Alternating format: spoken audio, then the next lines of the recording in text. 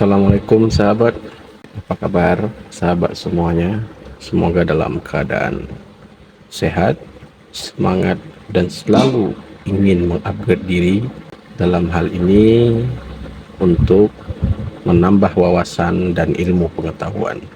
Baik sahabat, kita kembali pada pokok pembahasan latihan soal akibat pada halaman 246. Masih pada mata pelajaran ilmu pengetahuan sosial untuk kelas 8 tingkat SMP maupun MTS. Kita lanjut pada part ini, yaitu soal nomor 6.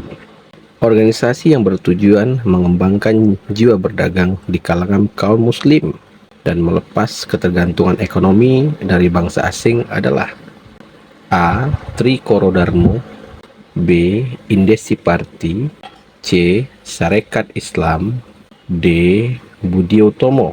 Baik sahabat, keempat organisasi yang ada dalam opsi nomor 6 ini adalah organisasi yang bergerak pada era di mana bangsa Indonesia ingin memperjuangkan haknya melalui cara yang baik, yaitu tidak dengan jalan kekerasan tetapi dengan jalur berorganisasi ya sahabat ya. Ini disebut dengan istilah zaman pergerakan nasional. Ada Budi Utomo ya sahabat, itu adalah organisasi yang sangat nasionalis, mengumpulkan para kaum cendekiawan dari berbagai penjuru untuk memperjuangkan cita-cita Indonesia ingin merdeka. Jadi Budi Utomo tidak masuk ya sahabat. Kemudian ada Trikoro Darmo, ini juga cikal bakal dari organisasi besar. Selanjutnya ada Indesi Party. Indesi Party ini adalah organisasi pergerakan nasional juga ya sahabat ya, yang juga berkecimpung di dunia pergerakan agar masyarakat Indonesia itu cerdas dalam berorganisasi. Maka yang cocok dengan soal nomor 6 ini tentang masalah berdagang yaitu kaum muslim, maka kode yang terbaik adalah ada Islam di situ ya sahabat ya. Maka jawabannya adalah C, Sarekat Islam. Baik, kita masuk ke soal nomor 7. Kongres Perempuan di Indonesia pertama dilaksanakan pada tanggal A. 22 September 1928, B. 22 Oktober 1928, C. 22 November 1928, D. 22 Desember 1928. Untuk sekedar mengetahui bagi sahabat, kita sudah punya yang namanya Kongres Pemuda ya, Kongres Pemuda 1, Kongres Pemuda 2. Di sini yang tertera adalah tahun 1928, maka kongres yang berlangsung itu adalah 24 Oktober untuk Sumpah Pemuda ya sahabat yang kita kenal itu. Maka setelah itu ada yang namanya Kongres Perempuan. Ini diselenggarakan di Yogyakarta. Pada waktu itu negaranya disebut dengan istilah Hindia Belanda. Ini dimulai pada Sabtu malam dan berlangsung selama tanggal 22 sampai tanggal 25 Desember 1928. Kongres ini dihadiri lebih dari 1.000 orang. Kongres ini diikuti oleh 30 organisasi perempuan dari 12 kota di Jawa dan Sumatera, dan beberapa organisasi kaum laki-laki yang bertujuan untuk memperjuangkan hak-hak perempuan, terutama dalam bidang pendidikan dan pernikahan. Para perempuan ini mendapat inspirasi dari perempuan-perempuan yang melakukan perjuangan melawan penjajah pada abad ke-19. Baik sahabat, dari keterangan dan narasi yang sudah kita jelaskan tadi, maka jawaban nomor 7 adalah D, 22 Desember 1928. Baik sahabat, kita lanjut ke nomor 8. Soal host. Pada masa perjuangan kemerdekaan, banyak tokoh wanita yang turut memperjuangkan kemerdekaan Indonesia.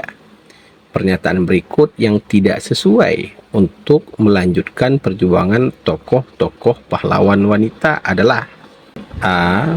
Rini selalu mengikuti kegiatan bakti sosial. B. Emma aktif dalam organisasi dan kegiatan di sekolah. C. Mira terkadang bolos sekolah untuk menonton konser idolanya. D.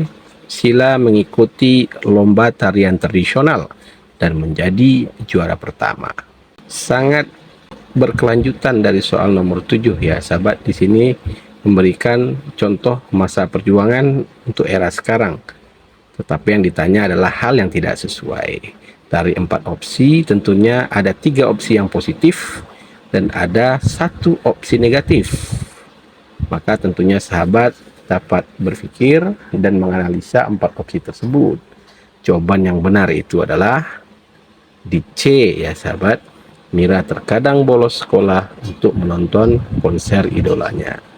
Ini tidak sesuai untuk melanjutkan perjuangan tokoh-tokoh pahlawan wanita. Baik sahabat, kita lanjut ke soal nomor 9. Masih soal host ya sahabat. Berikut ini yang merupakan contoh sikap memupuk persatuan untuk menghadapi tantangan di era globalisasi adalah: A. Vina berteman dengan siapapun tanpa memandang suku maupun ras. B. Dina hanya berteman dekat dengan rekan yang memiliki strata sosial yang sama. C. Ernie lebih mengedepankan K-pop dibanding kebudayaan bangsa sendiri. D. Sinta tidak mau bergaul dengan orang yang memiliki agama berbeda dengannya. Untuk soal nomor 9, ada opsi yang hampir mirip ya sahabat ya. Di sini yang ditanya adalah sikap memupuk persatuan. Itu adalah kata kuncinya sahabat. Kemudian ada bahasa era globalisasi ya. Yang namanya sikap memupuk persatuan tentunya kita harus toleransi, menghargai, tidak membeda-bedakan atau tidak bertindak rasis ya sahabat.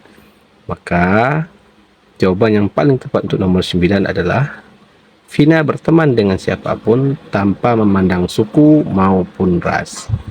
A ya sahabat. Baik sahabat, kita lanjutkan soal nomor 10. Pada masa perjuangan, para pemuda menunjukkan rasa cinta tanah air dengan berjuang bersama untuk mengusir para penjajah.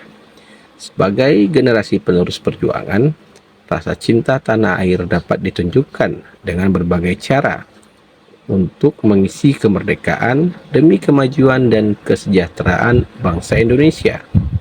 Berikut ini yang tidak termasuk tindakan yang dapat kamu lakukan sebagai pelajar dalam mengisi kemerdekaan adalah titik-titik. A. Semangat dalam belajar dan menuntut ilmu. B. Aktif dalam mengikuti lomba sesuai kemampuan. C. Bergaya hidup kebarat-baratan agar terlihat keren. D. Senantiasa memupuk rasa cinta terhadap kebudayaan nasional. Dari keempat opsi pada nomor 10 ini ya sahabat ya, yang ditanyakan itu tentunya kita sudah harus tahu kata kuncinya sebagai pelajar dalam mengisi kemerdekaan, tetapi yang bukan atau yang tidak termasuk sikapnya ya sahabat. Maka yang paling pas itu adalah option C, bergaya hidup kebarat-baratan agar terlihat keren. Baik sahabat, untuk 5 soal di atas kita cukupkan dulu ya sahabat. Nanti kita akan lanjutkan pada part ketiga, pembahasan uji akhir ya sahabat ya. Jangan lupa subscribe, di komen, di like, kemudian di share ya sahabat, untuk mendukung channel ini dan sebagai apresiasi kita untuk dunia pendidikan Indonesia menyongsong generasi emas 2045. Salam selalu sahabat, sehat selalu, selalu bersemangat. Sampai jumpa lagi. Assalamualaikum warahmatullahi wabarakatuh.